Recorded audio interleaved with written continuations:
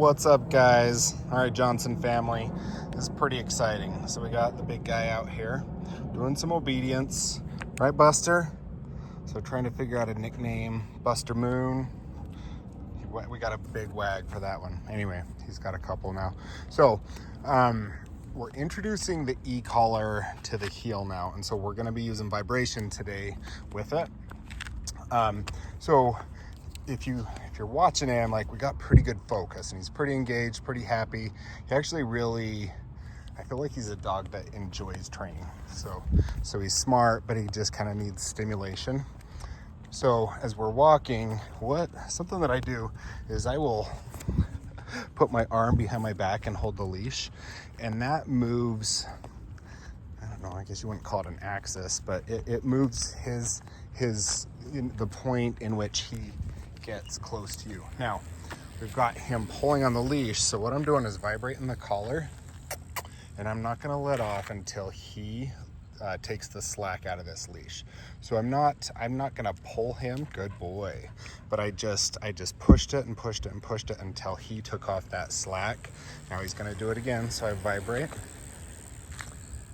and then let off. So the reason that I do this with him is because he's an impulsive puller, and he just has that physical opposition reflex where when he feels a leash, he wants to be leaning against it. It's almost like an attachment point. So right there, as soon as the leash was tight, I pushed the vibration, good, and then I let it off right there. Off? No? Good boy. So, so I let off when he was there. I didn't want to do, but basically what this does, it kind of creates them, when they come back to you, they're happy to do it. They're like, oh, okay. They start associating coming back with a release of pressure. Now he's too far ahead. Buster, heel. Good. So we just go the other way for a minute. Buster, heel. Good. So we change directions. Good boy. And so he does. All right. Sorry, that blipped off. So at this point, yeah, we're just kind of dropping the leash, hoping he stays with us, and then we'll just kind of go around. We got my kids on a dirt bike, so there's some distractions. Heel. Good job, buddy. So I just want him walking right here. If I make a right-hand turn, heel. Come on, buddy. Yeah, good boy. Just want to keep the tail wagging. Good job, bud. And keep him right here. So if I stop, Buster, wait. Good. We want that auto sit. You're awesome. Just have him wait for it. Heel. What a rock star. And he's so pretty too. Now, I can tell he's about to kind of break ahead because we got my kids up there. So he's a little ahead of me. So I vibrate, Buster, heel. Now, try to do this good boy, warts and all, and kind of show you how I do it, because there's a point where I want to start giving him freedom, let him make the decision to not go over there. But I don't have a ton of control, and I'm not willing to go to the electric yet and turn this up because we're just in the teaching phase and he's pretty young. So by having him drag this leash, you're doing so good, bud. It kind of ensures that if he were to bolt to the kids, I could just reach over and step on it. Did not realize my toes were that white. Buster, are you such a good puppy? Buster, come.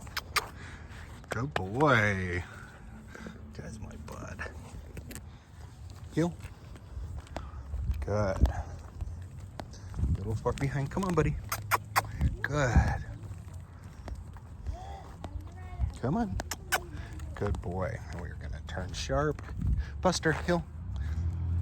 Good. A car is coming, so I grab leashes. Good job. Wait. Buster, sit. Sit.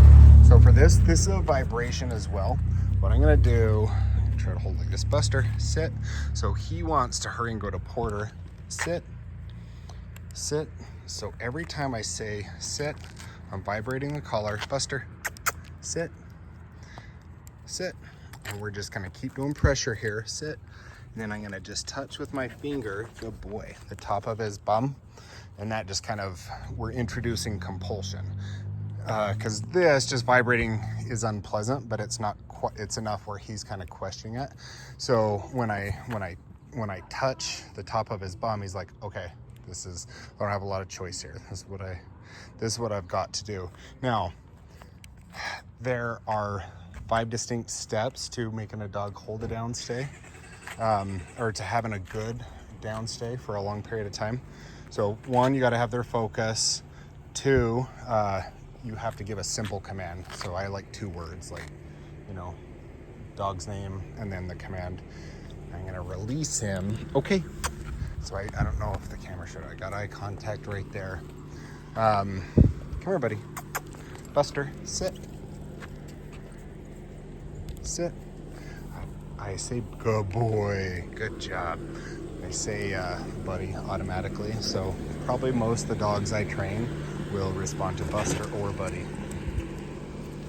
So we want him to sit here, and okay, so we got up to get the simple command, and then we're going to reinforce one way or another if he does or doesn't do it. So if he doesn't do it, then I'm going to be vibrating the collar as I give additional commands, which basically does a psychological pairing of additional commands with an aversive.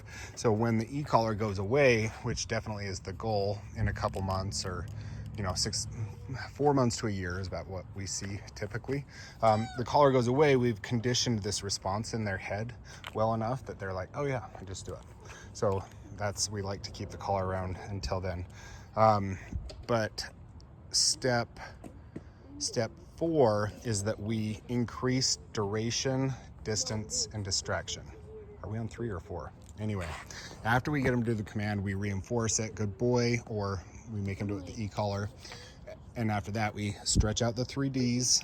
In this order, I'll do duration, distance, and then distraction. So distraction would be, little kids playing ball around them and stuff. But duration is really awesome. For him to stay here like this, and, there's kids right there. This says you guys did work with him, and he's smart, and he's using his noggin too. Now once I get eye contact, which is, I think eye contact's number 4. Either that or there's 6 of these. And I used up all my words today. So next time he looks at me, I'm gonna release him. Okay, good boy. And then that's where I give my big love on him.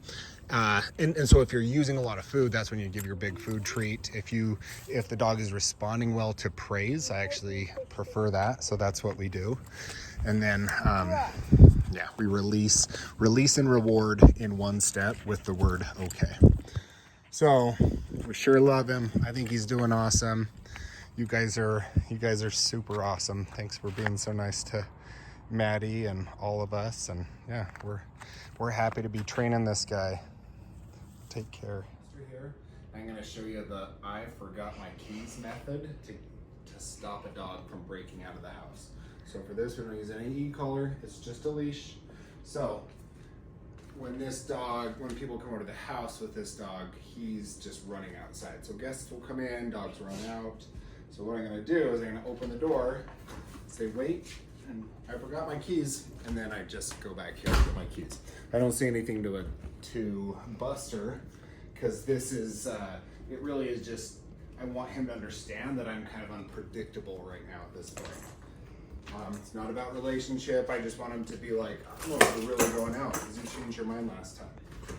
Wait. So I say the word wait, and you can see that time after I didn't have the conversation before, he just stopped. Okay. And then he looked at me. Okay, buddy.